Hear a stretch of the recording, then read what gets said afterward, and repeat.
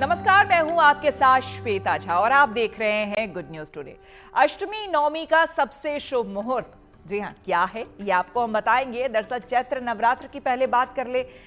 चैत्र नवरात्र का पावन महोत्सव इस वक्त चल रहा है। इन 9 दिनों में मां दुर्गा के 9 स्वरूपों का विधि विधान से पूजन अर्चन किया जाता है। इस दौरान हर दिन का विशेष महत्व है। हालांकि अष्टमी और नवमी तिथि का भक्तों को बेसब्री से इंतजार रहता है। अष्टमी को महाअष्टमी भी कहा जाता है। इस दिन मां दुर्गा के 8वें स्वरूप यानी कि मां महागौरी की पूजा उपासना की जाती है। इस दौरान कन्या पूजन की भी परंपरा है। वहीं नवमी तिथि का संबंध श्री राम से है। इस बार अष्टमी और नवमी को लेकर भक्तों में ये संशय है कि अष्टमी और नवमी तिथि कब है, 26 मार्च को या फिर 27 मार्च को। कब दुर्गा अष्टमी और रामनवमी मनाना शुभ रहेगा? ये कंफ्यूजन क्यों है? इसका समाधान क्या है? किस दिन अष्टमी नवमी मनाई जाए? शुभ मुहूर्त क्या है? पूजन विधान क्या है?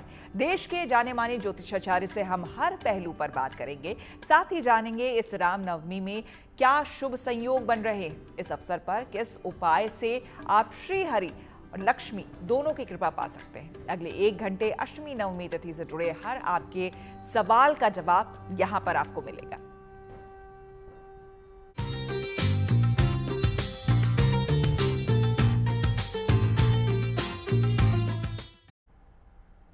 तो आज नवरात्र का छठा दिन है और आज के दिन मां कात्यायनी के पूजन दर्शन का विधान है। देश भर के मंदिरों में सुबह से ही भक्तों की भारी भीड़ है।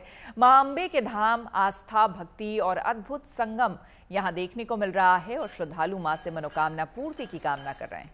मान्यता है कि मां कात्यायनी के दर्शन मात्र से सभी संकट, सभी बाधाएं दूर हो जाती हैं। 4 भुजाओं वाली माता सिंह की सवारी करती है। कमल, अभय और वर मुद्रा धारण करने वाली मां दुष्टों के संहार के लिए जानी जाती है। मान्यता है कि जो भी मां के सच्चे मन से आराधना करता है उसके सारे दुख मां दूर कर देती है। विवाह में आ रही बाधाओं और सुखी वैवाहिक जीवन के लिए मां कात्यायनी का पूजन विशेष फलदायी माना जाता है। देश भर के मंदिरों में आस्था, भक्ति और विश्वास का अद्भुत संगम देखने को मिल रहा है।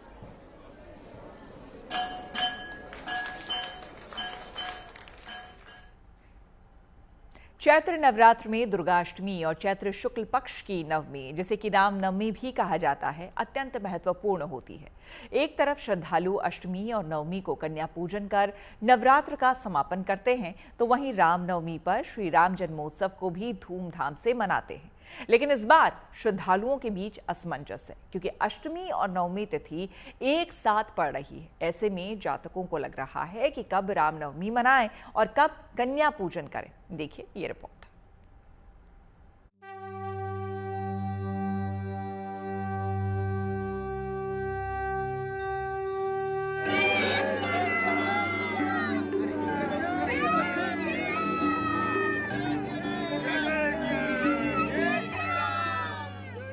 चैत्र नवरात्रि के 9 दिनों में मां दुर्गा के अलग अलग स्वरूपों की विधि विधान के साथ पूजा होती है।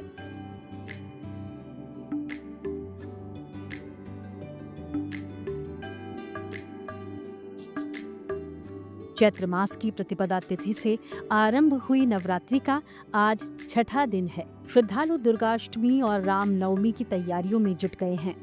एक तरफ जहां अष्टमी और नवमी पर कन्या पूजन के साथ नवरात्रि के व्रत का समापन होगा, वहीं भगवान श्री राम के जन्मोत्सव रामनवमी को धूमधाम से मनाया जाएगा। चैत्र मास की नवरात्रि में पड़ने वाली रामनवमी केवल श्री राम का जन्मोत्सव नहीं, बल्कि धर्म, सत्य और मर्यादा की स्थापना का पर्व है। इस बार भक्त असमंजस में हैं, क्योंकि अष्टमी तिथि और नवमी तिथि एक साथ आ रही है। माना जाता है कि नवरात्रि में कन्या पूजन के बिना व्रत का फल अधूरा रह जाता है। ऐसे में लोगों के मन में अष्टमी और नवमी की तारीख को लेकर सबसे अधिक उत्सुकता रहती है। वहीं चैत्र मास में शुक्ल पक्ष की नवमी तिथि प्रभु श्री राम के भक्तों के लिए विशेष महत्व रखती है। प्रभु के जन्मोत्सव की वजह से ही इसे राम नवमी भी कहा जाता है। इस दिन श्रद्धालु विशेष पूजा अनुष्ठान करते हैं। दरअसल इस बार अष्टमी तिथि के दिन ही नवमी तिथि आरंभ हो रही है। ऐसे में भक्तों में असमंजस है कि रामनवमी 26 मार्च को मनाई जाए या 27 मार्च को। 27 मार्च को उदया तिथि भी 27 मार्च को है और अभिजीत मुहूर्त, जिस मुहूर्त में भगवान पैदा हुए थे, हमारे धर्म में सारे पर्व मुहूर्त के हिसाब से ही मनाए जाते हैं। उदया तिथि में 27 मार्च को ही नवमी है। 26 मार्च को मध्याह्न के बाद, दोपहर के बाद नवमी तिथि लग रही है। इसलिए नवमी तिथि का महापर्व 27 मार्च को ही मनाया जाएगा। उदया तिथि से लेकर अभिजीत मुहूर्त तक जो मुहूर्त है वो 27 मार्च शुक्रवार को मिल रहा है। इसी दिन अखिल ब्रह्मांड नायक मर्यादा पुरुषोत्तम भगवान श्री रामचंद्र जी का जन्मोत्सव धूमधाम से सभी सनातनी भाई बहन मनाएं, यही परंपरागत होगा। शास्त्रों के अनुसार भगवान राम का जन्म मध्याह्न काल में हुआ था। ये पहर दिन के मध्य का होता है। इसी वजह से राम नवमी के दिन पूजा अनुष्ठान के लिए दोपहर का समय उत्तम माना जाता है। आपको अष्टमी, नवमी और इन दोनों दिन का शुभ मुहूर्त बताते हैं। चैत्र शुक्ल अष्टमी तिथि 25 मार्च को दोपहर 1:50 से शुरू हो रही है और 26 मार्च सुबह 11:48 तक रहेगी।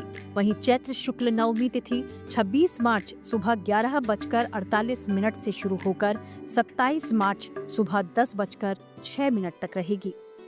अष्टमी को कन्या पूजन 26 मार्च सुबह 10:56 से दोपहर 2:01 तक या सुबह 6:16 से लेकर सुबह 7:48 के बीच किया जाए। वहीं नवमी को कन्या पूजन 27 मार्च सुबह 6:17 से 10:08 के बीच करें। कुछ विद्वानों का मानना है कि रामनवमी कर्क लग्न में मनानी चाहिए और कर्क लग्न 26 मार्च को ही पड़ रहा है। इस वर्ष चैत्र शुक्ल पक्ष नवमी तिथि का आरंभ 26 मार्च दिन बृहस्पतिवार को दिन में 2 बजे के बाद से आरंभ हो रहा है, जो 27 मार्च दिन शुक्रवार को 12:02 तक ही व्याप्त रहेगा। अगर हम 27 तारीख को मनाएंगे तो उस दिन दसवीं तिथि लग जाएगी। नवमी तिथि समाप्त हो जा रही है 12:02 के बाद ही, जबकि नवमी तिथि का आरंभ 2:15 से हो रही है। इसलिए 2:15 से लेकर के 2:50 के बीच में 26 मार्च दिन बृहस्पतिवार को जन्मोत्सव हम कर्क लग्न में मनाएंगे।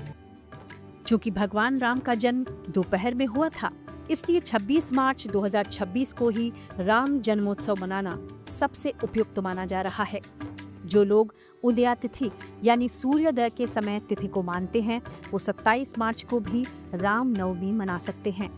जानकार मानते हैं कि पूरे 9 दिन व्रत रखने वाले जातकों को कन्या पूजन 27 मार्च को ही करना चाहिए।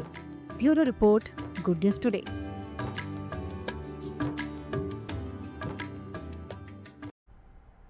तो अष्टमी और नवमी तिथि को लेकर जो भी आपके मन में सवाल है, संशय है, वो सभी सवाल संशय यहाँ पर दूर होंगे। हमारे तमाम मेहमान हमारे साथ जुड़ गए हैं, आपका परिचय करा दें उनसे।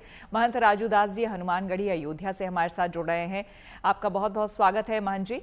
साथ ही साथ आचार्य चंद्रांशु जी महाराज हमारे साथ कथावाचक जुड़ रहे हैं, आपका भी बहुत बहुत चंद्रांशु जी बहुत स्वागत है इस कार्यक्रम में। साथ ही पंडित प्रकाश जोशी जी ज्योतिषाचार्य हमारे साथ जुड़ रहे हैं, पंडित जी आपका बहुत स्वागत है। और डॉक्टर नितिशा मल्होत्रा ज्योतिषाचार्य हमारे साथ जुड़ रही हैं, आपका बहुत बहुत स्वागत है नितिशा जी। और मयंक शुक्ला हमारे साथ सीधे अयोध्या से जुड़े हैं, हमारे संवाददाता। आप सभी से हम बात करेंगे, चर्चा करेंगे, लेकिन सबसे पहले मयंक के पास मैं जाना चाहूंगी। मयंक, जाहिर सी बात है इस बार राम नवमी को लेकर पहली बार अयोध्या नगरी में भव्य और दिव्य तरीके से मनाया जाने वाला है। तैयारियां कैसी हैं, एक झलक सबसे पहले दिखा दें। अयोध्या में जो भव्य तैयारी हो रही है राम की, और यहाँ पे जो भीड़ है वो रामनवमी से पहले ही अयोध्या में आ चुकी है और लोग इंतजार कर रहे हैं रामनवमी होगा, उस दिन रामलला के दर्शन लोग करेंगे, क्योंकि रामनवमी जो है अयोध्या का एक खास त्योहार है, त्योहार का एक जन्म उत्सव है बहुत बड़ा। और रामनवमी क्योंकि भगवान राम की नगरी है और यहाँ पे एक बढ़िया जन्म पाया जाता है। हम इस वक्त अगर खड़े हैं दर्शन महल रहते हैं और ये एक लौता महल है जो अयोध्या का कहना जाता है कि दर्शन राम का जन्म हुआ था। यहाँ पे बात करें बताएंगे क्या महात्म है।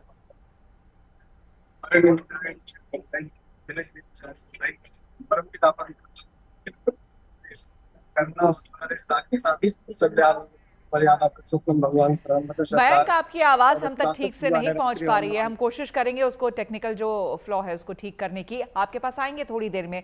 पंडित प्रकाश जोशी जी, आपके पास सबसे पहले आते हुए, पंडित जी, एक तो हम ये समझना चाहेंगे कि हर बार हम देख रहे हैं तिथियों को लेकर के कंफ्यूजन होता है, लगभग हर पर्व में हम देख रहे हैं, लेकिन अष्टमी और नवमी को लेकर इस बार का आखिर ये कैसा गणित है कि लोग फिर से कंफ्यूज हो रहे हैं कि भाई 26 तारीख को हमें मनाना चाहिए या 27 तारीख को?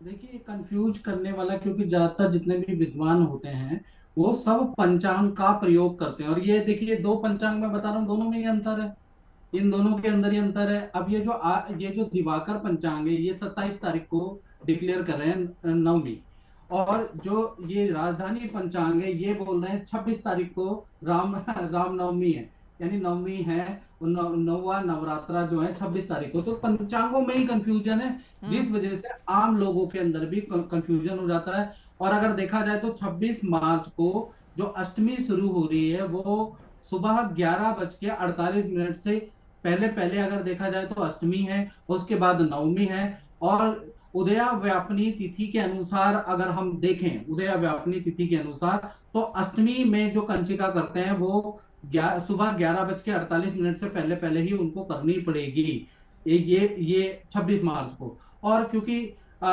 जो नवमी के अंदर जो कर्क लगन के अंदर भगवान राम का जन्म हुआ है, वो जो कर्क लगन हो रहा है वो कहीं ना कहीं 3:15 से लेकर 17:33 यानी शाम के 5:33 तक कर्क लगन रहने वाला। और कर्क लगन में 27 मार्च को कहीं ना कहीं आपको नवमी नहीं मिल रही है, इसलिए 26 और 27 की कंफ्यूजन है। जो लोग उदया तिथि को मानते हैं तो उदया तिथि के अनुसार तो 27 मार्च बहुत अच्छी है। और एग्जैक्ट कुछ लोग बिल्कुल गणित को मानते हैं, तो उसके अनुसार 26 तारीख को ही अष्टमी और नवमी दोनों ही मना सकते हैं, 27 को भी।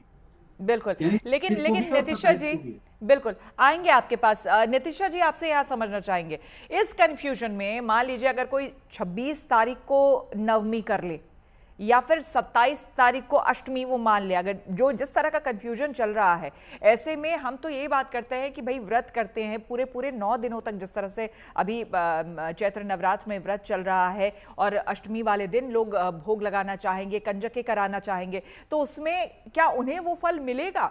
इस कंफ्यूजन की वजह से कहीं ऐसा तो नहीं कि उनकी पूजन जो है और उनकी जो उन्होंने तपस्या की है 8 दिनों तक, वो व्यर्थ चला जाए? देखिए श्वेता जी, बहुत ही अच्छा प्रश्न आपने किया, और सभी जीएनटी के दर्शकों को और सभी टीम को जय माता दी, जय कराए शेरा वालिदा, बोल साचे दरबार की जय। मेरे पास जो पंचांग है वो क्या कहता है मैं आपको ये बताना चाहूंगी, फिर मैं अपने उस पे आऊंगी। हमारा पंचांग कहता है कि रामनवमी का जन्म मध्य व्यापनी चैत्र शुक्ल की नवमी में हुआ था, और उस समय कर्क लगन था, अभिजीत मुहूर्त था और पुनर्वसु नक्षत्र था, ये वो डिक्लेयर करते हैं। उसके बाद मध्य व्यापनी जो चैत्र शुक्ल की नवमी है वो 26 मार्च दिन गुरुवार को पड़ रही है। और अगर ये दूसरे दिन पड़ रही है, और चूंकि हमारा जो नवमी तिथि का जो समय है वो समाप्त हो रहा है, तो वो आगे भी बोल रहे हैं कि कुछ विद्वान नवमी तिथि को 3 मुहूर्त से पहले अष्टविद्या महाव्यापनी नवमी को छोड़कर दूसरे दिन दशमी युक्त नवमी को व्रत करना चाहिए। लेकिन ये व्रत किसके लिए करना चाहिए? जो पुजारी है, जो पंडित है, जो ब्रह्मचर्य का पालन कर रहे हैं उनके लिए। लेकिन जो गृहस्थ है उनके लिए बहुत अच्छा रहेगा कि रामनवमी का व्रत काल मध्यांतर व्यापनी 26 मार्च गुरुवार के दिन व्याप्त है, इसलिए रामनवमी का व्रत इसी दिन करना। वामन पुराण के अनुसार से भी मध्य व्यापनी नवमी को श्री राम नवमी का व्रत काल कहा जाता है जी। तो हमारा पंचांग ही डिक्लेयर कर रहा है, जो 27 मार्च को नवमी बता रहा है वही पंचांग उसमें क्लियर भी कर रहा है कि जो गृहस्थ है, जो व्रत रख रहे हैं, जो अपने गृहस्थ के लिए पूजा कर रहे हैं, वो 26 मार्च को अष्टमी तिथि सुबह के समय 10:48 से पहले और 10:48 के बाद वो लोग नवमी तिथि मनाएंगे। यानी जो नवमी कन्या पूजन करते हैं, जो नवमी हवन करते हैं, राम नवमी मनाते हैं, वो 26 मार्च को 10:48 के बाद मनाएंगे। तो उन्होंने बिल्कुल हमें ये क्लियर कर दिया है, इसमें कोई कंफ्यूजन नहीं रखा गया है। अब जो लोग कंफ्यूज हो रहे हैं कि 26 को ही दोनों दिन कैसे, अच्छी बात है कि 26 को सुबह सुबह आपको अष्टमी तिथि भी मिल रही है और 26 को दोपहर के समय, क्योंकि हमें अभिजीत मुहूर्त को भी देखना है, हमें साथ साथ 12 बजे का मध्यकाल भी लेना है, क्योंकि श्री कृष्ण का जो जन्म हुआ है वो रात्रि के समय मध्यकाल था। जब प्रभु राम जी का जन्म हुआ वो दोपहर का मध्यकाल यानी 12 बजे का समय था। तो हम सूर्य और चंद्रमा की गणना के अनुसार इस समय का भी ध्यान रखेंगे कि हमें अभिजीत मुहूर्त भी मिले, हमें उस समय का समय काल भी मिले जब उनका जन्म हुआ था। बिल्कुल, आपने बहुत ही स्पष्टता के साथ इस बात को आपने बताया, क्योंकि जो ग्रह नक्षत्र उस समय यानी कि प्रभु श्री राम के जन्म के समय जो रहा था मध्यकाल, उसे देखते हुए फिर 26 तारीख को ही आपने जिस तरह से बताया कि दोपहर के बाद से उसके बाद लोग जो है वो रामनवमी का भी व्रत रख सकते हैं, पूजन कर सकते हैं। एक बार फिर से मयंक के पास मैं चलूंगी। मयंक, अगर मेरी आवाज आ रही है तो जरा वहां की रौनक दिखाइए अयोध्या नगरी की, क्योंकि इस वक्त वहां पर दिव्यता और भव्यता अपने चरम पर होगी। जी बिल्कुल, ये दर्शन महल है और यहाँ पे जो सजावट है उसका काम है वो संचालित किया गया है। लगातार यहाँ सजावट जारी है और अयोध्या नगरी को जो है फूलों से पूरा सजाया जाएगा और हर चौराहे पे जो है श्री राम जी की जो डिस्प्ले द्वारा जो है उनको पूरा जो राम मंदिर में जो भी कार्यक्रम होंगे उस दिन जो 12 बजे श्री राम के सिर पे जो है जब सूर्य का तिलक होगा उसको भी वो लाइव के साथ सीधा दिखाया जाएगा। हर जगह वो डिस्प्ले लगाए जा रहे हैं, हर जगह सुरक्षा के कड़े इंतजाम जा रहे हैं, बैरिकेडिंग लगाए गए हैं। सारी व्यवस्थाएं जो है श्री राम नवमी को उपलक्ष्य में लेकर श्री राम जन्मभूमि में की जा रही है। राम जन्मभूमि अयोध्या में जो है वो सारी व्यवस्था की जा रही सुचारू रूप से। हर एक मठ मंदिरों में राम कथा का आयोजन भी किया जा रहा है। जगह जगह देश विदेश से यहाँ श्रद्धालु भी पहुंच रहे हैं, क्योंकि रामनवमी का अवसर है। हर आदमी चाहेगा कि श्री राम के दर्शन करे रामनवमी की उत्सव पर, क्योंकि कनक भवन की अगर बात करें, कनक भवन भी अच्छे तरीके से सजा दिया गया है रामनवमी के उपलक्ष्य में। दशरथ महल की हम बात करें, दशरथ महल में अभी आप देख सकते हैं कि यहाँ पे जो है भीड़ है, यहाँ पे लोग यहाँ पे मौजूद नजर आ रहे हैं, क्योंकि लगातार सुबह से यहाँ पे लोग अयोध्या में जो श्रद्धालुओं की जो भीड़ है वो परमानेंट यहाँ पे मूव कर चुकी है और लगातार यहाँ पे लोग आ रहे हैं। मयंक, एक और बात बताइए, रामनवमी को देखते हुए, क्योंकि जाहिर सी बात है पहली बार वहां पर इतने भव्य तरीके से इस उत्सव को मनाया जाएगा, ये उत्सव है वहां के लिए, ऐसे में क्या प्रशासन की तरफ से किसी तरह की एडवाइजरी जारी की गई है जो श्रद्धालु बाहर से आ रहे हैं उनके लिए, या फिर जो वहां लोकल है, जो वहां के निवासी हैं उनके लिए?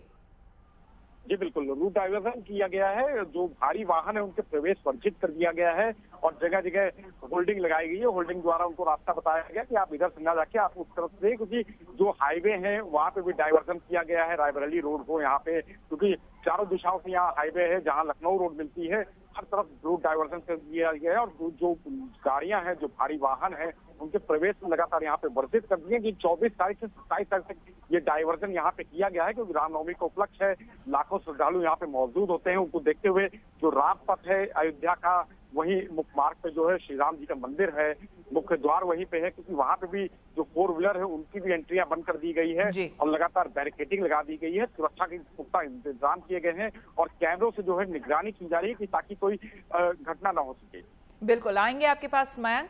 आचार्य चंद्रांशु जी महाराज हमारे साथ बने हुए हैं। आचार्य जी, आपसे समझना चाहेंगे, चूंकि आप वहीं पर हैं, जाहिर सी बात है आप तो राममय हर वक्त रहते हैं, 24 घंटे रहते हैं, 365 दिन रहते हैं, लेकिन ये जो समय है, ये जो पल है रामनवमी का, अपने आप में इसको लेकर किस तरह का वर्णन, राम जन्म को लेकर भी किस तरह का रामायण में वर्णन है, उल्लेख है, जरा वो भी बताएं, और इसका आध्यात्मिक महत्व आज के समय में आपसे समझना चाहूंगी। बहुत बहुत धन्यवाद श्वेता जी। जैसा सभी को सुन रहे थे, बहुत अच्छा सभी लोग समाधान भी दे रहे हैं और तमाम दर्शकों तक ये बात जानी भी चाहिए, क्योंकि पंचांग जिस समय भगवान राम का जन्म हुआ उस समय पंचांग शुद्ध हो गया था।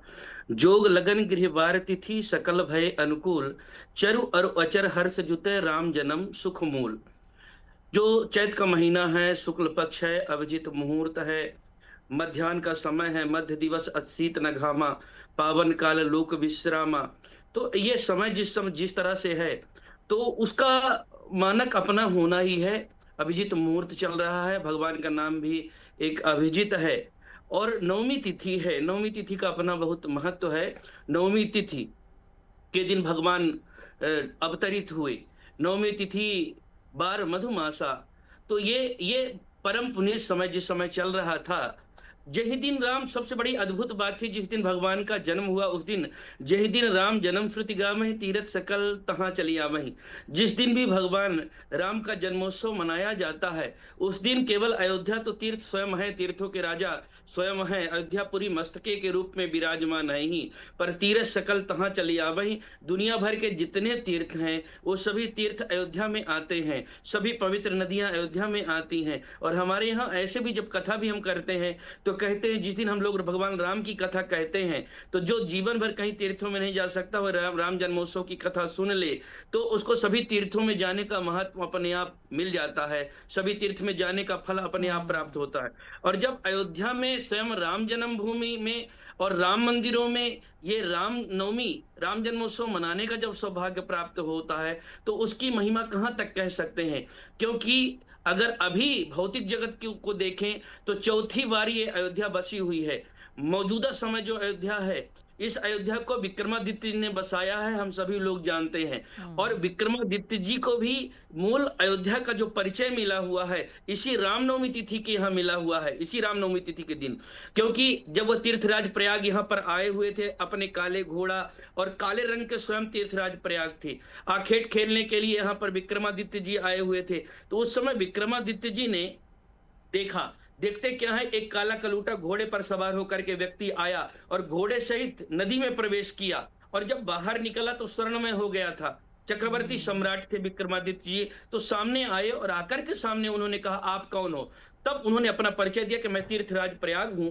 1 साल तक लोग अपने पापों को धोते हैं हमारे पास जाकर के, जब मैं पाप से काला पड़ जाता हूं, पाप के कारण उन लोगों को धुलते धुलते, तो रामनवमी के दिन मैं श्रीधाम अयोध्या में आता हूं, सरजू जी में डुबकी लगाता हूं, सरजू माता जी सारे पापों का हरण कर लेती हैं। तब पुनः 1 साल तक सारा पुण्य इकट्ठा करने में, पाप सबका ग्रहण करने में हम सक्षम हो पाते हैं। तो ये कौन सी नदी है? तो तीर्थराज प्रयाग ने ही बताया था, ये माँ सरजू हैं और ये बगल में श्रीधाम अयोध्या है। और उन्होंने ले जाकर के ही तीर्थराज प्रयाग ने विक्रमादित्य जी को, जहां पर भगवान खेलते थे, राम पैड़ी, प्रमोद वन जहां पढ़ते थे वहां पर विद्या कुंड, ऐसे सभी जहां पढ़ते थे वो विद्या कुंड, ऐसे सभी जगहों का उल्लेख किया था। और उन्होंने उल्लेखों के आधार पर ही, जहां पर भगवान राम जी विराजमान है, बगल में चक्रवर्ती महाराज दशरथ का महल, कनक महल, कैकेयी महल, सुमित्रा महल, सभी, सीता रसोई, सब स्थित हुए थे। तो निश्चित तौर पर ये इतनी महिमा है नवमी का कि अब मनुष्यों की बात क्या कहें, देवता, दनुज, नर, किन्नर, गंधर्व, यक्ष, सभी लोग छद्म भेष में सही पर रामनवमी के दिन हमारे श्रीधाम अयोध्या में आते हैं और अक्षय पुण्य के भागी बनते हैं। तो निश्चित तौर पर एक बात श्वेता जी कहना बहुत जरूरी होगा कि मुहूर्त ठीक है। जैसे हमारे वैष्णव समाज में, जो वैष्णव समाज है वह उदया तिथि को महत्व देता है। सूर्योदय के समय में, जो चाहे एकादशी ही क्यों न हो, अगर उस समय एकादशी नहीं है सूर्योदय के समय में तो उसको नहीं मानता, जिस समय सूर्योदय रहता है उसी समय मानता है। कुछ लोग मुहूर्त को मानेंगे, कुछ लोग तिथि को मानेंगे, अलग अलग लोग मान्यताएं हैं, क्योंकि मुंडे मुंडे मतिर्भिन्ना, अलग अलग विचारधारा को लोग रखते हैं। हम धर्मगुरु होने के नाते एक समाधान हमारी तरफ से आपके दर्शकों को जानना चाहिए और उनको इस बात को ध्यान रखना चाहिए कि रामनवमी राम जी के जन्मोत्सव से जुड़ा हुआ है और भगवान राम का ही एक वाक्य है, राम ही केवल प्रेम प्यारा, जानी ले जो जानन हारा। भगवान को केवल प्रेम ही प्रिय है, भाव ही प्रिय है। और इसीलिए भगवान ने स्वयं कहा, पत्रम पुष्पम फलम तोयम यो में भक्त्या प्रेक्षति। पत्र पुष्प फल कुछ भी हम भगवान को समर्पित करें, पर हम भाव के सहित समर्पित करें। हम उदया तिथि को माने या पहले माने, अपनी मान्यता के अनुसार जिस अवधारणा को मानते हैं हम उसको माने, पर उस मान्यता के साथ हम श्रद्धा भक्ति युक्त होकर के भाव ग्रहण करके करें, तो निश्चित तौर पर ये पूजन नवमी तिथि हमारे लिए फलदायी होगा। भगवान हम सबको मनोवांछित फल देंगे, इसमें किसी प्रकार का संदेह नहीं करना चाहिए। बिल्कुल आचार्य जी, आपने बहुत ही बढ़िया समझाया और आपने बताया जो उल्लेख है हमारे शास्त्रों में या फिर रामायण में जिस तरह से उल्लेख है इस जगह को लेकर, अयोध्या धाम को लेकर। पंडित प्रकाश जोशी जी, आपके पास आते हुए आपसे ये जानना चाहेंगे प्रकाश जी कि ये बताइए कि रामनवमी क्या हमेशा, अगर पहले भी देखा जाए तो हमेशा क्या नवमी तिथि को ही मनाई जाती है या फिर मध्याह्न काल जो है वो यहाँ पर महत्वपूर्ण ज़्यादा होता है, तिथि या फिर मध्याह्न काल? देखिए, तिथि भी महत्वपूर्ण है क्योंकि चैत्र की नवमी आनी चाहिए, पहली चीज ये। उसके बाद और डिटेल में हम जाते हैं तो कर्क लगन, और डिटेल में जाते हैं तो अभिजीत मुहूर्त, तो ये जितना ज्यादा हम डिटेल में चले जाते हैं तो उस हिसाब से हम एग्जैक्ट में चले जाते हैं। जैसे कृष्ण भगवान जी का जब जन्म होता है तो वृषभ लगन हम ढूंढते हैं, और साथ ही साथ हम रात के 12 बजे का ढूंढते हैं, रोहिणी नक्षत्र ढूंढते हैं। अगर उसका समावेश हो जाता है तो अति उत्तम है, अगर नहीं भी हो पाता तो भी वो अच्छा ही होता है, योग कारक ही होता है, जितना ज्यादा हो जाए। इसी प्रकार से अगर 27 तारीख को अगर हम देखें उदय व्यापनी तिथि के अनुसार 27 तारीख को मध्याह्न काल में, जैसा 12 बजे, क्योंकि 27 को नवमी अगर हम देखें पंचांग के अनुसार तो नवमी तो 27 तारीख को खत्म हो रही है 10:06 पे, लेकिन उदया व्यापनी यानी सूर्य उदय के बाद जो भी तिथि रहती है वो पूरा सूर्य अस्त तक मान्य रहती है। ये हमारा शास्त्र बोलता है, जिसे हम उदय व्यापनी मत कहते हैं, और इसी से हम चलते हैं, सारे के सारे विद्वान जन उसी से चलते भी हैं। तो कहीं ना कहीं देखा जाए तो 27 तारीख को अगर आपको रामनवमी का कोई अनुष्ठान कराना है या ना रामनवमी में कोई भव्य पूजन जैसा कि अयोध्या में हो ही रहा है, तो आपको 27 तारीख ही लेनी पड़ेगी, क्योंकि 12 बजे से लेकर और 12:30 तक या 11:55 से लेकर और 12:55 तक अभिजीत मुहूर्त रहता है। और जो कर्क लगन है वो भगवान राम का जो लगन है, जब वो इस यहाँ पर इस धरा में अवतरित हुए वो कर्क लगन था। तो कर्क लगन जो 27 तारीख को उदित हो रहे हैं वो दिन में 3:15 से लेकर 5:33 तक कर्क लगन ही रहेगा। तो या तो आप कर्क लगन में भी मना सकते हैं, लेकिन समय तो पहले ही खत्म हो रहा है ना। अगर तिथि की बात करें, जैसा आप बता रहे हैं कि 27 तारीख को वो तिथि तो पहले ही खत्म हो जा रही है, तो क्या मध्याह्न काल वहां हमें मिल पाएगा? वो मैं बता रहा हूँ ना, उदय व्यापनी जो मत है हमारा कि सूर्य उदय के बाद जो तिथि हमारी 1 घड़ी भी ज्यादा रहती है तो वो पूरा मान्य होती है, ठीक है ना जी। तो यहाँ पर देखा जाए तो सूर्योदय कितने बजे होगा? सूर्य उदय कहीं पर होगा आपका 5:30 बजे, कहीं पर होगा 6 बजे। तो सूर्योदय, और ये तिथि कब तक रह रही है? तिथि रह रही है 10:06 तक। तो कहीं ना कहीं तिथि तो चल रही है पूरे दिन के लिए, 1 घड़ी से ज्यादा यानी 24 मिनट से ज्यादा चल रही है। तो कहीं ना कहीं इसको हम मानेंगे, और मान के, और 27 तारीख को अगर हमें कोई रामनवमी मनानी है, कोई भव्य आयोजन करना है, तो वो हम 27 को भी कर सकते हैं। बिल्कुल, अयोध्या में ये तो पंडित प्रकाश जोशी ने बताया, नितिशा जी ने भी बताया। नितिशा जी के मुताबिक हालांकि आप 26 तारीख को भी कर सकते हैं, नवमी उस दिन भी मान्य माना जा रहा है, लेकिन अयोध्या में विशेष करके क्योंकि वहां तो प्रभु श्री राम विराजे हुए हैं, वहां पर किस तरह से और किस दिन वहां पर मनाया जा रहा है। तो अष्टमी और नवमी का सबसे शुभ मुहूर्त क्या है, ये हम तमाम जो हमारे ज्योतिषाचार्य हैं उनसे भी जान रहे हैं, और साथ ही साथ कथावाचक जो अयोध्या से हमारे साथ जुड़े हुए हैं उनसे भी हम राम के तमाम प्रसंगों के बारे में चर्चा कर रहे हैं। एक बार फिर से अयोध्या आपको लिए चलते हैं। मयंक हमारे संवाददाता हमारे साथ बने हुए हैं। मयंक, देखिए ज्योतिषाचार्य अपनी गणनाओं के हिसाब से तो हमें बता रहे हैं कि आप किस तरह से, किस दिन, किस तिथि में आप मना सकते हैं नवमी, लेकिन अयोध्या नगरी में मुख्य तौर पर किस दिन रामनवमी बनाई जा रही है? जी बिल्कुल, 27 मार्च को यहाँ पे जो है रामनवमी मनाई जाएगी, और ठीक 12 बजे जो है दोपहर के दिन जो है, और 27 मार्च को जो है यहीं पे रामनवमी का उत्सव मनाया जा रहा है, जो कि राम जन्मभूमि परिसर में भी जो कि 27 तारीख का ही वो तारीख तय की गई है जो कि रामनवमी होगी। और हर एक मठ मंदिरों में, दर्शन महल की भी हम बात करेंगे, यहाँ पे भी वो उत्सव मनाया जाएगा। राम जन्मभूमि जिस दिन राम उत्सव होगा, तो राम जन्मभूमि का जो उत्सव है, रामनवमी का जो उत्सव है, वो जो है अयोध्या में 27 तारीख को ही मनाया जाएगा। और ये उत्सव की जो तैयारी है वो सारी व्यवस्थाएं यहाँ पे आखिरी तौर पर चल रही है। दरअसल आखिरी जो समय है वो आ चुका है कि 27 मार्च वो तारीख है जिस दिन यहाँ पे रामनवमी का भव्य और दिव्य उत्सव मनाया जाएगा। और यहाँ पे आप दर्शन महल में हम हैं, और यहाँ पे भी आप देख रहे हैं वो भीड़ है, वो उत्साह, वो उमंग है, हर जगह यहाँ कथा का आयोजन भी हो रहा है, क्योंकि रामनवमी यहाँ पे क्योंकि तिथियां हैं भले ही, लेकिन जो जन्म है वो दोपहर का होता है, और भगवान राम का जन्म जो है दोपहर में हुआ था। तो दोपहर ठीक 12 बजे 27 तारीख की वो तारीख भी इसी तय कर दी गई कि दोपहर 12 बजे यहाँ पे जो अयोध्या का जो महोत्सव है, वो राम जन्मभूमि का जो महोत्सव है, वो रामनवमी यहाँ पे 27 मार्च को ही मनाया जाएगा। बिल्कुल, आएंगे आपके पास मयंक। नितिशा जी आपके पास आते हुए, रामनवमी वाले दिन खास करके पूजन विधि किस तरह से हो, क्या क्या चीजें हमें करनी चाहिए, खास करके उन लोगों के लिए बताइए जो घर में इसकी पूजा करने वाले हैं। श्वेता जी, उससे पहले मैं ये भी बताना चाहूंगी कि उस दिन ग्रह नक्षत्र क्या बोल रहे हैं, क्योंकि चंद्रमा और गुरु एक साथ बैठकर गज केसरी योग की स्थापना कर रहे हैं। शुक्र वहीं पर मेष राशि, अपनी उच्च राशि से मेष राशि में प्रवेश कर रहे हैं। मंगल बुध राहु का त्रिग्रही राजयोग भी बन रहा है और मंगल से गुरु का नव पंचम भी बन रहा है। यहीं पर 27 को अगर हम देखते हैं, जो वैष्णव मना रहे हैं नवमी तिथि, राम नवमी का त्योहार, वहां पर हमें गज केसरी योग नहीं मिल रहा है और सभी योग वैसे ही रहने वाले हैं। तो यहाँ पे दो चीजें, यहाँ पे हमें एक और चीज हमें बहुत अच्छी मिल रही है 26 को, कि नवमी तिथि भी मिल रही है, कर्क लग्न भी मिल रहा है, गज केसरी योग भी मिल रहा है। क्योंकि पुनर्वसु नक्षत्र हमें उस दिन उस समय नहीं मिल पाएगा, आद्रा नक्षत्र में चंद्रमा रहेंगे, पुनर्वसु नहीं मिल पाएगा। ये एक चीज हमें देखने को मिल रही है। दूसरी चीज हमें जो बहुत ज्यादा ध्यान रखनी चाहिए वो ये रखनी चाहिए कि जो साधु संत है, जो वैष्णव है, वो जंत्री के हिसाब से 27 को मना रहे हैं, वो उनके लिए बेस्ट है। लेकिन जो गृहस्थ है वो 26 को इस त्योहार को, इस व्रत को रखे तो बहुत उत्तम रहेगा।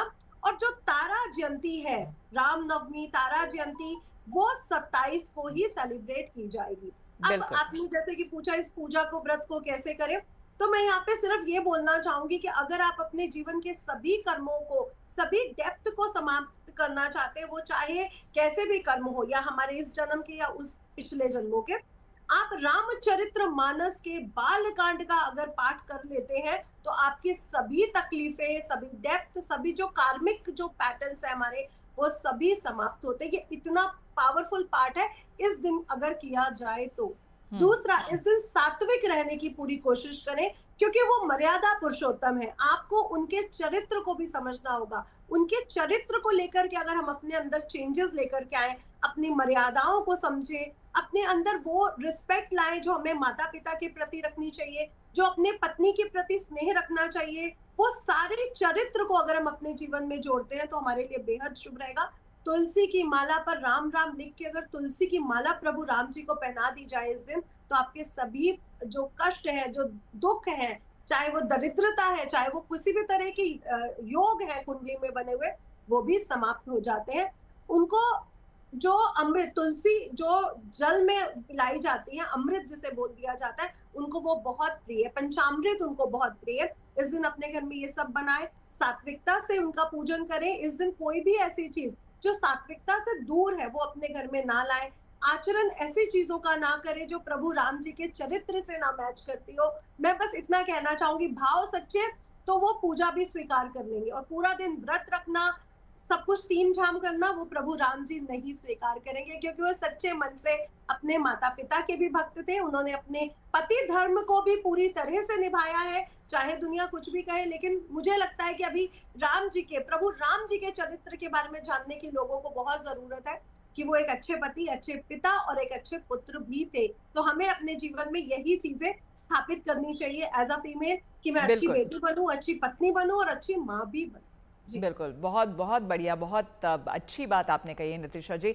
आचार्य चंद्रांशु जी, आपके पास आते हुए, राम जन्म को लेकर के, अगर राम नवमी को लेकर विशेष करके हम बात करें, तो इसे महज आपको क्या लगता है, एक उत्सव के तौर पर हमें मनाना चाहिए जैसा कि हर साल हम मनाते हैं, या फिर जीवन जीने के लिए प्रेरणा के तौर पर हमें उनसे सीख लेनी चाहिए और उस तरीके से हमें देखना चाहिए?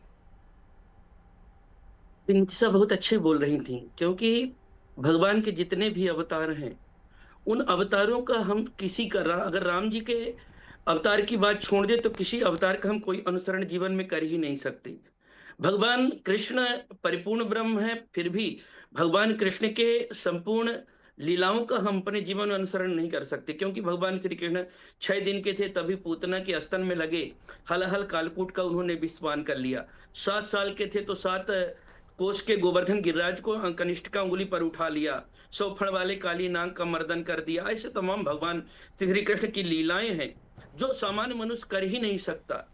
इसलिए भगवान श्री कृष्ण ने भगवत गीता में जो कहा है वह केवल करना है, जो किया है उसका अनुसरण नहीं किया जा सकता। पर मर्यादा पुरुषोत्तम भगवान श्री राम की बात कहें तो यह मर्यादा पुरुषोत्तम केवल भगवान श्री राम के सामने ही जुड़ता है। श्रीमद् भागवत कार ने इसी बात की पुष्टि करते हुए उन्होंने कहा, भगवान राम का अवतार क्यों हुआ? उन्होंने कहा रावण आदि राक्षसों को मारना तो एक केवल निमित्त मात्र था। वास्तव में भगवान राम का जो जन्म है वो मर्त्यावतारस्तु हि मर्त्य शिक्षणम, वह मनुष्य को मनुष्यता का पाठ पढ़ाने के लिए आए कि मनुष्य का जीवन कैसा होना चाहिए। भाई का भाई के साथ में, पति पत्नी का, पिता पुत्र का, और एक समाज से दूसरे समाज का। भगवान राम गए तो राजा राम बने, वो नहीं राजा राम, अगर राजा राजाभिषेक नहीं हुआ था तो भी वह चक्रवर्ती सम्राट के पुत्र थे, तो किसी राजा से वो संपर्क कर लेते। पर उन्होंने जन समुदाय की क्षमता को, उनको एकत्रित किया और वहां रहने वाले कोल भील सबसे मिले और सबसे मिलकर एकत्रित करके फिर रावण को पराजित किया।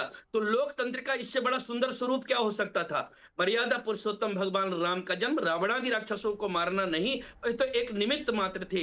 वास्तव में हम मनुष्यों को मनुष्यता का पाठ पढ़ाने के लिए, मनुष्य का जीवन कैसा हो यह बताने के लिए भगवान राम लोक में अवतरित हुए और अवतरित होकर के हम लोगों को शिक्षा देने का काम किया था। तो निश्चित तौर पर भगवान राम की नवमी हम जब मनाएं तो इस रूप में अगर हम मनाते हैं कि भगवान राम ने जो किया है अपने जीवन में, उनका संपूर्ण जीवन चरित्र उतरे, इसके लिए ही रामनवमी मनाना चाहिए।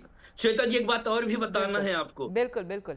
एक बार मैंने पूछा था कि हम लोग सनातन धर्म को मानते हैं, तो अभी सनातन धर्म तो एस धर्म सनातना सबसे पुरातन धर्म है, तो ये कैसे विश्वास हो कि सनातन धर्म का मूलभूत स्वरूप कैसा है? तो पूज्य हंसते रहा बाबा जी को मैंने पूछा कि हमारी उम्र 25-26 साल या 28 साल जिनकी हो रही है, उनको कैसे पता चले कि सनातन धर्म क्या होता है? उस समय पूज्य देवराहा बाबा जी ने एक शब्द में मुझको कहा था कि राम जी का जो संपूर्ण जीवन चरित्र है वही मूलभूत हमारा सनातन धर्म है। भगवान राम ने अपने जीवन में जो किया वह भी हमको करना है, और भगवान राम ने जो किया, जो कहा है वह भी हमको करना है, क्योंकि उनका अवतार ही हमारा जीवन कैसा हो हमको पढ़ाने के लिए ही आए हैं कि मनुष्य का मनुष्यत्व कैसे रहे, मनुष्य का जीवन कैसा हो, यह भगवान राम ने ही अपने जीवन में बताया है। तो केवल नवमी ही न मनाएं, भगवान राम के आदर्श चरित्रों को पढ़ें और आदर्श चरित्रों को पढ़ करके वो अपने जीवन में उतारें। और हम गारंटी के साथ कहते हैं कि जिस समय राम जी का चरित्र पढ़ने लगेंगे तो उस समय सब कुछ बदल जाएगा। कोई यहाँ पर रेप बलात्कार की घटनाएं नहीं होगी, क्योंकि भगवान राम ने संदेश दिया, एक पत्नी व्रत धरो राजर्षि चरिता शुचि। भगवान ने कहा कि फुरपड़खा जब उनके पास में आई तो भगवान राम ने ही कहा हम कुंवारे नहीं विवाहित हैं, एक नारी सदा व्रत रखते हैं, अपनी को छोड़ पराई को माता और बहन समझते हैं। तो ये रेप बलात्कार रुक जाएंगे। अगर हम रामचरित्र को पढ़ेंगे तो हमको मिल जाएगा कि पंक्ति में खड़ा हुआ अंतिम व्यक्ति कौन है, चाहे पक्षियों में अधम गीधराज हो, चाहे पशुओं में वो सुग्रीव हो, हनुमान जी हो, और चाहे विदेश की नीति में करें तो भारत ने जो कभी किसी देश पर आक्रमण नहीं किया उसका संदेश भगवान राम ने दिया। अंतिम शांति दूत के रूप में अंगद जी को भेजा और भेजते हुए उन्होंने कहा काज हमारे तास हित होई, रिपुसन करे बत कही सोई। अभी भी रावण सीता जी को लेकर के मेरे शरण में आ जाता है और मुझसे माफी मांग लेता है, तो अभी भी हम निर्दोष लोगों का खून खराबा नहीं चाहते हैं। तो शांति का संदेश विश्व को जो भारत देश दे रहा है, उनका जो पूरा जीवन काल रहा है, पूरा जो जीवन परिचय रहा है श्री रामचंद्र जी का, अगर उसे ही कोई पूरी तरह से अपने जीवन में, एक तरह से कहते हैं ना आज के समय में, आप इम्प्लीमेंट कर ले, पूरी तरह से उसको अनुसरण आप कर ले, तो आपका जीवन धन्य हो जाएगा। आपको कुछ और कहीं जाने की और किसी से पढ़ने की और कुछ जानकारी लेने की, समझने की जरूरत नहीं है। श्री राम अपने आप में परिपूर्ण है, सब कुछ है उसमें। आचार्य जी, आपके पास आते हुए प्रकाश जोशी जी, आपसे ये समझना चाहेंगे कि विशेष करके नवमी के दिन, क्योंकि बहुत अच्छी बात चंद्राशु महाराज जी ने कही उनके जीवन दर्शन को लेकर श्री राम के, लेकिन इस दिन को और ज्यादा हम फलदायी बनाएं, क्योंकि नितिशा जी जिस तरह से बता रही थी जो लोग घर में पूजन करें तो वो क्या क्या करना चाहिए, क्या नहीं करना चाहिए, लेकिन विशेष करके इस दिन क्या दान का, सेवा का और महत्व है, और अगर करना चाहिए तो क्या करना चाहिए?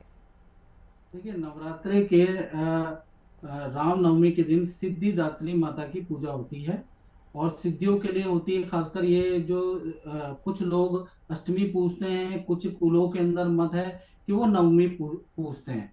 पंडित लोग होते हैं, जो साधक होते हैं, वो सिद्धिदात्री की पूजा करते हैं। उस दिन ही कन्या 2 से लेकर 10 साल की जो कुंवारी कन्या होती है उनको बैठाते हैं और कहीं ना कहीं उन पे तिलक लगाते हैं, उनकी पूजा करते हैं। पूजा करने के बाद उनको हलवा, मिष्ठान, चुनरी उड़ाते हैं। माता के 9 स्वरूपों की पूजा की जाती है। उसमें कुछ मंत्र होते हैं। ओम सर्व मंगल मांगल्ये शिवे सर्वार्थ साधिके शरणे त्र्यंबके गौरी नारायणी नमोस्तुते ये मंत्र का जाप कर सकते हैं। ओम ऐं ह्रीं क्लीं चामुंडाय विच्चे ये मंत्र का जाप कर सकते हैं। ये ना करें तो ओम दुम दुर्गाय नमः ये मंत्र का आप जाप कर सकते हैं। ये भी ना करें तो ओम जयंती मंगला काली भद्रकाली कपालिनी दुर्गा क्षमा शिवा दात्री शुदा स्वाहा नमोस्तुते। जय तुम देवी चामुंडे जय भूतात्यारिणी जय सर्वगते देवी कालरात्रि नमोस्तुते। यानी कि इस तरह से आप पूजा पाठ करके नव दुर्गा का अंतिम दिवस जो है नव दुर्गा का स्वरूप की पूजा की जाती कि हे माँ हमने 9 के 9 दिन आपको पूजा और हमारे परिवार का कल्याण करे, विश्व का कल्याण करे। इस तरह से नव दुर्गा की पूजा की जाती है और अंतिम में विदाई की जाती है। यानी कि 9वां जो दिन होता है वो विदाई का होता है। ग्रस्त जो लोग हैं कहीं कहीं पर शास्त्र में और यजुर्वेद के अंदर ये भी आया है कि ग्रस्तों को कहीं ना कहीं आपको अष्टमी करनी चाहिए, लेकिन कुछ गृहस्थ नवमी भी करते हैं। लोकाचार के और मत के अनुसार अष्टमी और नवमी का पूजन दोनों ही सर्वश्रेष्ठ देता है और नव दुर्गा को उस दिन स्थापित करना चाहिए, कन्याओं की पूजा करनी चाहिए। और सबसे बड़ी बात देखिए, आज हम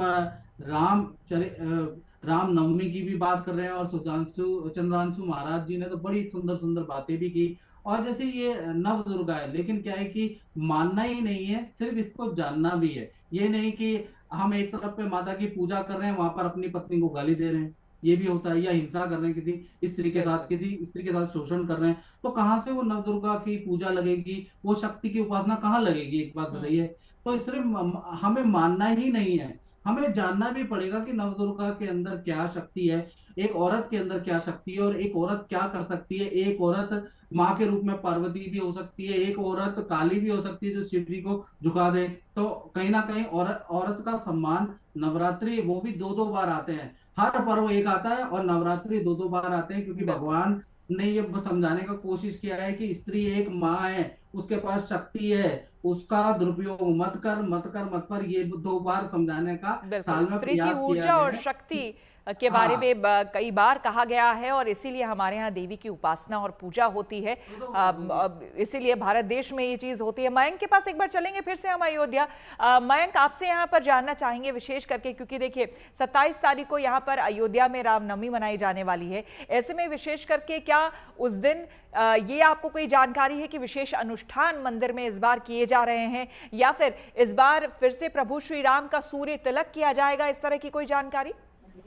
जी बिल्कुल, अब 27 तारीख को ठीक 12 बजे जो है सूर्य तिलक फिर से किया जाएगा, क्योंकि हर साल रामनवमी वाले दिन ही उनका सूर्य तिलक होता है। जब से श्री राम जन्मभूमि रामलला की प्राण प्रतिष्ठा यहाँ पर ये बात 22 जनवरी सन 2024 की अगर हम बात करें तो वहाँ जो शुरुआत हुई थी उसके बाद पहली जब रामनवमी पड़ी थी उस बार पहली बार टेस्टिंग हुई थी वैज्ञानिकी टिकट टेक्निक द्वारा कि सूर्य तिलक कैसे होगा। तो सूर्य तिलक रामनवमी वाले दिन हुआ, उसके बाद वो सफल माना गया। उसके बाद से हर साल रामनवमी वाले दिन यहाँ पे सूर्य तिलक का आयोजन होता है और वो वैज्ञानिक टेक्निक द्वारा रही भगवान राम का जब जन्म उत्सव होता है, जब जन्म होता है भगवान राम का, रामलला का जब जन्म उत्सव मनाया जाता है, तब ठीक 12 बजे ही वो सूर्य की किरणें जब उनके माथे पर जब चमकती है तो वो सूर्य तिलक वैज्ञानिक टेक्निक द्वारा जो है कार्यरत है। और लगातार अभी ये तीसरी साल है, ये दूसरा साल है जब रामनवमी वाले दिन यहाँ पे सूर्य तिलक होगा, क्योंकि सन 2024 राम प्रतिष्ठा और की बात करें उसके बाद से लेकर लगातार रामनवमी जब पड़ी है साल यहाँ पे सूर्य तिलक होता आया है और अगले साल भी सूर्य तिलक का आयोजन होगा। और लगातार अगर हम आपको बता दें कि पंचामृत से भगवान राम का अभिषेक होगा, उसके बाद उनको दूधों से नहलाया जाएगा, सरजू जल से उनको नहलाया जाएगा और उसके बाद ही उनकी सजावट होगी। बिल्कुल, साथ ही ये भी मयंक बताते चले, इस वक्त तमाम दर्शक जो गुड न्यूज टुडे पे आपको सुन रहे हैं, देख रहे हैं, जरा उन्हें भी ये बता दीजिए कि क्या 27 तारीख को जिस दिन रामनवमी भव्य और दिव्य तरीके से अयोध्या नगरी में मनाई जाएगी, मंदिर के कपाट कब तक खुले रहेंगे? क्या पूजा के समय में, क्या दर्शन के समय में किसी तरह की टाइमिंग में बदलाव है? भक्त किस समय आए कि प्रभु के दर्शन हो पाए? जी बिल्कुल, सुबह 7 बजे वैसे तो मंदिर नॉर्मल डे में खुल जाते हैं, लेकिन अब सुबह 6 बजे रामनवमी की भीड़ रहेगी तो उसको देखकर सुबह 6 बजे जो है मंदिर के कपाट खोल दिए जाएंगे और दर्शन शुरुआत हो जाएगी। लेकिन ठीक 12 बजे जो है राम मंदिर में प्रवेश वर्जित हो जाएगा, क्योंकि 12 बजे वैसे भी भगवान का भोग लगता है, तो उस कारण जो है दर्शनार्थियों को जो है अंदर दर्शन करने की अनुमति नहीं मिलेगी। लेकिन जो सूर्य तिलक होगा उसका जो डिस्प्ले लगाए जा रहे हैं राम पूरी अयोध्या में, उन डिस्प्ले के आधार पर लोग वहां पे दर्शन पूजन कर सकते हैं। भगवान राम का जो सूर्य तिलक है उसको आसानी से वो देख सकेंगे। उसको लेकर सारी व्यवस्थाएं ट्रस्ट ने कर रखी है, लेकिन जो अंदर का दर्शन होगा वो सुचारू रूप से अभी जन्मोत्सव का समय होगा, तो उस वक्त जो है दर्शनार्थी वहां के दर्शन नहीं कर सकेंगे। लेकिन उसके बाद जो है उनके लिए कपाट जो है मंदिर के खोल दिए जाएंगे। लगातार जो समय है उस अंतराल जो है उनके दर्शन सुचारू रूप से चालू किए जाएंगे। बिल्कुल, आप सभी का बहुत बहुत धन्यवाद इस कार्यक्रम में, इस चर्चा में शामिल होने के लिए। प्रभु श्री राम की रामनवमी दिव्य और भव्य तरीके से अयोध्या नगरी और पूरे देश भर में तो मनाई जाएगी ही, और साथ ही साथ मां दुर्गा की भी उपासना चल रही है। ऐसे में उनके जीवन को, उनके जीवन दर्शन को अपने जीवन में अनुग्रहित करें। इससे बेहतर, इससे शुभ और क्या हो सकता है। रामनवमी भी है, इससे शुभ दिन और क्या होगा।